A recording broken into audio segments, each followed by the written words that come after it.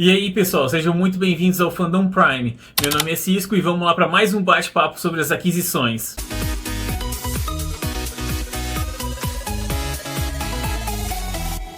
Caso você seja novo por aqui, no último vídeo de aquisições eu expliquei mais ou menos como é que funciona o esquema aqui. Mas comentando assim por cima, isso aqui é basicamente um olha aqui o que eu comprei com o adicional de uma conversa entre nerds. Quer dizer, conversa, né? Porque na prática isso aqui é um fala que eu discuto. A não ser que você converse comigo nos comentários, daí vai ser sim uma conversa. Mas antes de começar, deixa eu fazer dois convites aqui pra vocês agora. O primeiro é que se você tiver a fim de continuar o bate-papo além aqui dos comentários, eu sugiro você entrar no grupo do Fandom Prime no Facebook. A ideia do grupo do Fandom Prime é que eu, você e outros colecionadores possam trocar ideias e conversar sobre quadrinhos e outras coisas nerds. Então, se esse tipo de fórum te atrai e te interessa, tá feito aqui o convite para participar dessa nossa comunidade. E o segundo convite tem a ver com uma coisa que eu acabei falando nos vídeos que eu lancei entre o final de agosto e o começo de setembro. Que na ocasião eu comentei que eu tava atrasando nos vídeos porque eu tava muito tarefado na faculdade. Só que eu também prometi que isso ia ser refletido aqui no canal. Não em forma de atraso. Mas agora eu posso falar que na verdade esse semestre eu venho feito trabalhos e projetos na faculdade relacionados com quadrinhos. E o que eu quero fazer então é transformar esses meus trabalhos e projetos em vídeos aqui pro canal. Porque, poxa, eu já desenvolvi eles e apresentei lá na faculdade. Mas como esse é um tema que interessa a gente aqui, eu posso dizer que interessa pelo menos vocês que são meu público, então faz total sentido eu trazer pra vocês. E o primeiro desses projetos que eu já soltei o vídeo aqui no canal então foi sobre o quadrinho Um Lugar do Caralho. Que o meu convite então é pra vocês assistirem esse vídeo depois. Particularmente eu acho que foi um vídeo fantástico, um trabalho sensacional. Porque além de falar sobre o quadrinho em si, eu acabei fazendo um resgate histórico sobre esse lugar do caralho. Porque já adiantando, caso você não conheça esse quadrinho ou a história desse lugar, essa HQ aqui conta uma história que se passa num lugar que existiu de verdade aqui na cidade de Santa Maria. Um lugar fantástico que marcou muitas gerações. Então no vídeo eu acabei fazendo esse resgate histórico e também colhi depoimentos de pessoas que frequentaram de fato esse lugar. Foi um negócio muito pessoal e intimista mesmo. Então além de eu recomendar o vídeo por ser um conteúdo muito interessante, eu tô te convidando para assistir ele depois porque isso vai me dar uma força no trabalho que eu fiz. Porque bom, um inteirinho desse vídeo foi um trabalho para uma disciplina da faculdade. Então, a grosso modo, esse vídeo vai ser avaliado para compor a minha nota do semestre. Por isso que eu conto com o apoio de vocês, além de deixar o like nesse vídeo aqui e se inscrever no canal caso não seja inscrito ainda.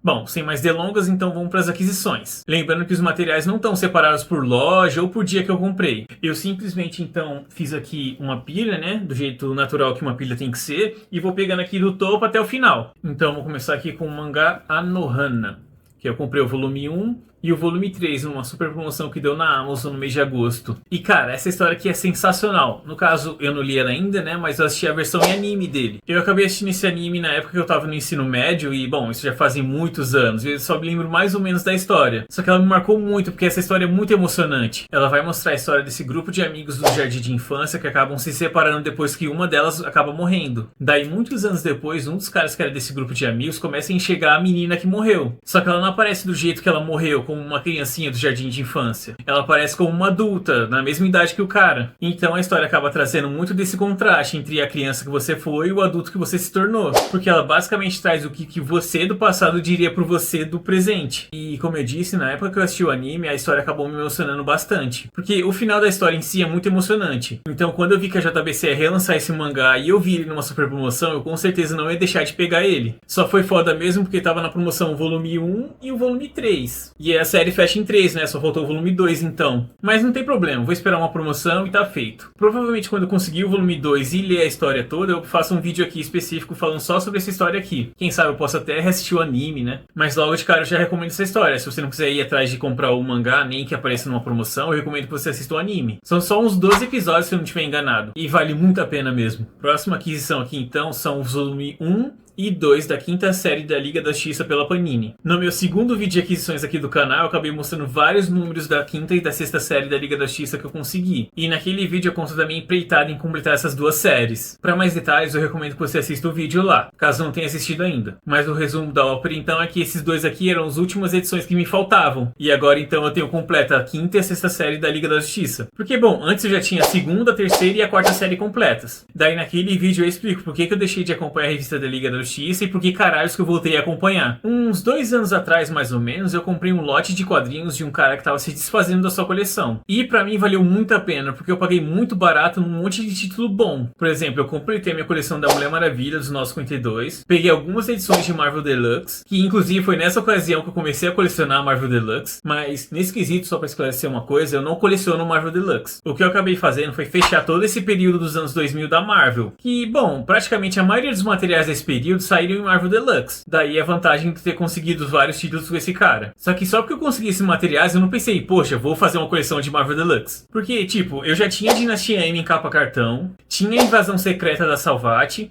e o Vingadores vs X-Men mensal. Daí com esse cara eu acabei pegando quase todos os números de Novos Vingadores. Então eu com certeza não ia me desfazer das edições que eu já tinha por a versão Deluxe da Panini. Então mesmo tendo conseguido várias edições Deluxe dos Vingadores com esse cara, posteriormente, por exemplo, eu consegui o Vingadores da Queda em capa cartão. Porque a essa altura do campeonato eu já disse em vários vídeos aqui do canal, mas eu não me importo com o formato. Estando inteiro e dando pra ler, pra mim é sucesso. Enfim, eu acabei contando toda essa história aqui, mas na verdade o interessante dela é que dentro desse rolo que eu fiz com o cara, além das edições que eu já comentei, eu também acabei pegando todas as edições do Thor da nova Marvel. E bom, todo mundo sabe o quão foda que é o Thor da nova Marvel, só que tecnicamente o run do Jason Aaron no Thor não acaba na nova Marvel. Depois daquilo, a Jane Foster vira nova Thor e isso descamba numa nova série, ainda escrita pelo Jason Aaron. E o que acontece é que depois de conseguir essas 4 edições com aquele cara, eu acabei conseguindo então a morte do Thor, que na época que esses 2 encadernados foram lançados pela Panini, foi toda uma polêmica por causa do preço absurdo que eles estavam cobrando. Mas eu felizmente consegui pegar essas 2 edições muito baratas. Mas beleza, então eu tinha o começo da fase do Jason Aaron no Thor e o final com a morte do Thor. Que na verdade não é exatamente o final, né? Só é o final da Thor. Porque depois ainda continua naqueles 4 encadernados que levam à Guerra dos Reinos e etc. Só que isso aí já são outros 500. O que tava me deixando noiado era aquele meinho. E a Panini começou até a republicar essa fase da Thor em encadernados capa dura igual os da nova Marvel. Só que esses encadernados são muito, muito caros mesmo e quase nunca entram em promoção. Então eu fiquei pensando assim, poxa, eu vou investir na mensal mesmo. Às vezes eu consigo encontrar a coleção completa num precinho bacana. E bom, foi o que eu acabei conseguindo no mês de agosto. Consegui então a série completa da Thor aqui nas mensais. Pra ser sincero, essa aqui é a segunda série da Thor Jane Foster. A primeira teve 8 edições e saiu numa mensal dos Vingadores. Só que ao invés de comprar uma mensal porcaria que não me interessava só por causa dessas histórias da Thor Jane Foster, eu fui felizardo em conseguir uma promoção no primeiro encadernado da Thor. Então com a compra dessas mensais aqui eu consegui fechar então a fase da Thor. E eu prometi que eu nem ia fazer isso nesses meus vídeos de aquisições, mas agora então eu vou mostrar as capas dessas edições aqui. Mas eu juro que não vai ser à toa, tá? Então tá, aqui é a edição número 1. E na época que essas edições estavam saindo, eu lembro de achar essas capas muito feias. Porque pra mim, pelo menos, o logo do Thor aqui assim não combinava nada com o desenho. Mas assim, não no aspecto tipo combinar, é só que tipo não conversava pra mim, sei lá, achava estranho. Por isso que na época então que essa mensal aqui saiu, eu já não acompanhava Thor e também não tive interesse de seguir acompanhando ela. No caso, começar a acompanhar, né?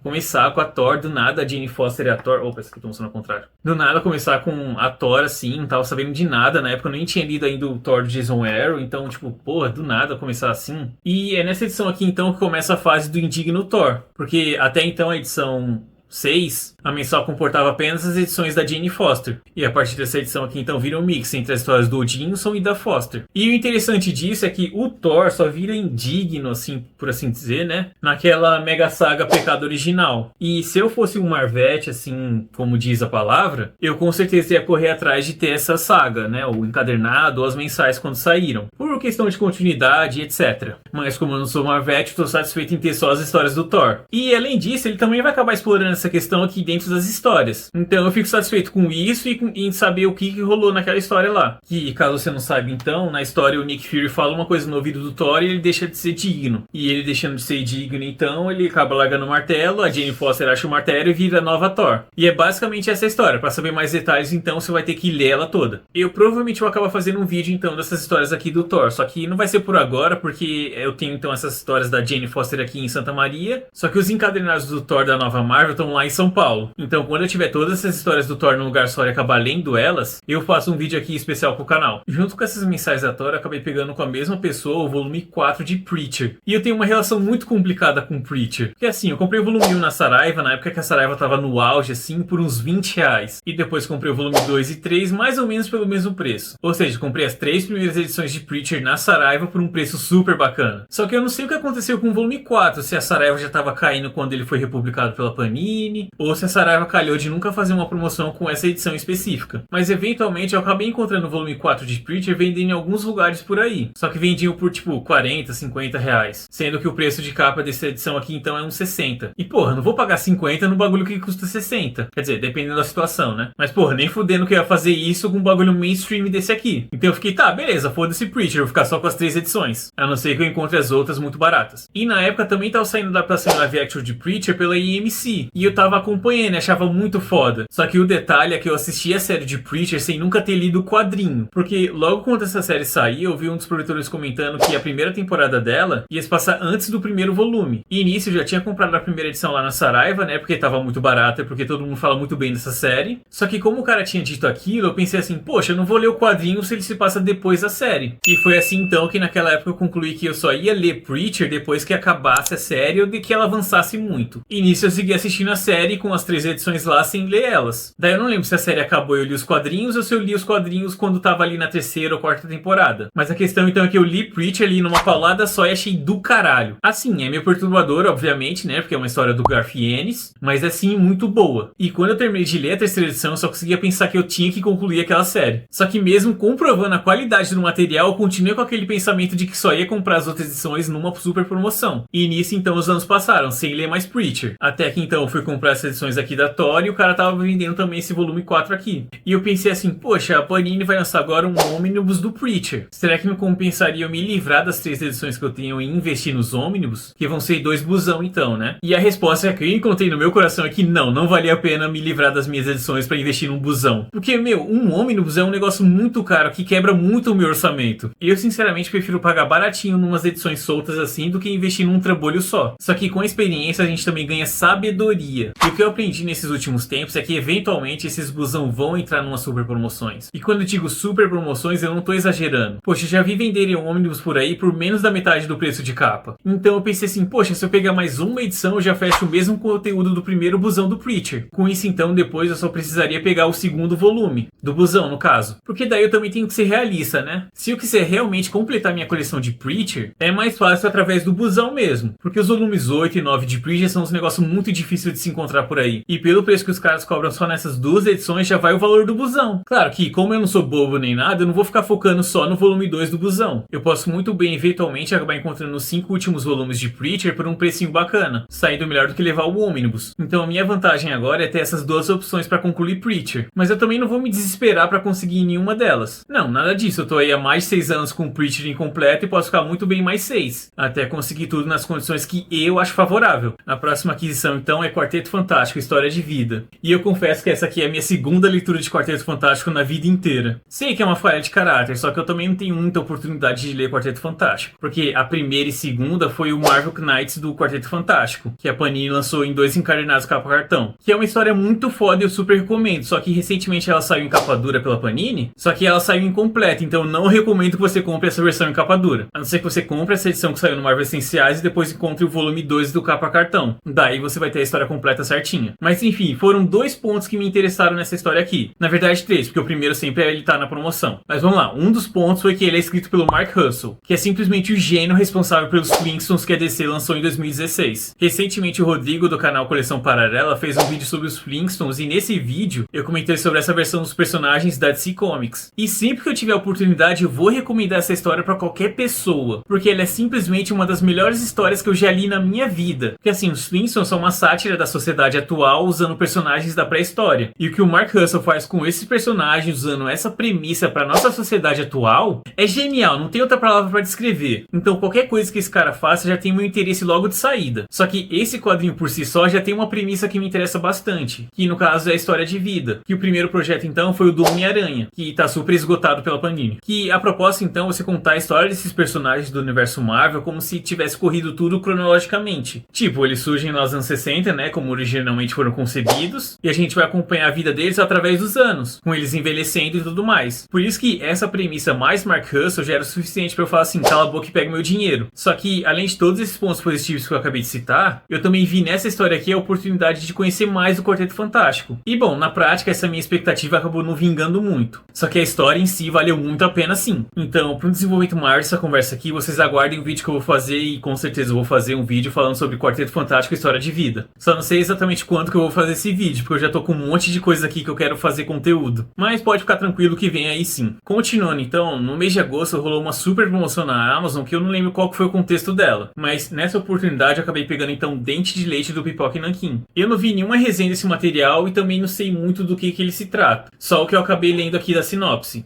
Mas, poxa, tava tipo uns 20 reais e eu achei interessante, assim, a sinopse, então pra mim valeu a pena. Porque qualquer história com teor niilista tem o meu interesse. E nessa mesma super promoção da Amazon, eu também acabei pegando meu primeiro quadrinho do Comic Zone, que foi o Retorno do Messias. Porque, porra, Mark Russell de novo, né? Mas, além de ser o Mark Russell, eu também me interessei pela premissa dessa história aqui. Fiquei interessado nela desde que ela foi anunciada lá nos Estados Unidos. Que, na época, ela começou a sair pela DC Comics. Então, a primeira edição dessa série aqui saiu pela DC, só que os caras não quiseram comprar a briga que isso tava gerando. Porque, bom, essa história aqui é um tema polêmico, né? Porque, porra, é o retorno de Jesus, né? Só que essa premissa pra mim é um negócio muito foda. Porque, refletindo sobre o assunto, eu fico pensando quão foda seria se Jesus retornasse e ele se deparasse com o Superman. Porque o Superman em si já é o maior arquétipo de Jesus que tem. E fora isso, ele já é o maior herói de todos e a essência da bondade. Então, pra mim, seria fascinante se eles trocassem uma ideia. Só que aí já começou que o Mark Russell não conseguiu usar o Superman, então ele fez um personagem autoral. E depois a DC ainda quis abandonar o projeto e o Mark Russell teve que partir pra Image. Então, mesmo que no fim das contas essa história aqui seja uma sátira, e eu sei que é uma sátira, eu espero coisas boas dela. E se esse personagem aqui que é pra ser o Superman conseguir emular um pouco do Homem de Aço, com otimismo, esperança, etc, pra mim vai ser sensacional. Além do Retorno do Messias, eu também peguei da Comic Zone o Paul em Casa. E essa história aqui eu já li, só que ela não me agradou tanto assim. Porque, vamos lá, eu comprei ela na esperança de ser um negócio muito reflexivo, introspectivo. A reflexão de um homem de meia idade e tudo mais. Só que a história acabou não me cativando e eu também não comprei o protagonista. Eu acho que se eu fosse um homem de meia idade, eu teria me identificado mais com essa história aqui. E durante a leitura eu senti bastante isso, que se eu fosse um homem de meia idade, a história me tocaria mais. Mas eu acho que eu também vou fazer um vídeo específico sobre esse quadrinho aqui, porque ele me deu muita coisa no que pensar. E o final dele também chegou a me emocionar. Por isso que eu fiquei pensando que valeria sim fazer um vídeo específico pra ele. Nem que fosse um vídeo curtinho, se é que eu consigo fazer um vídeo curto. Pra encerrar com as aquisições de hoje, então eu vou mostrar um quadrinho que eu tava muito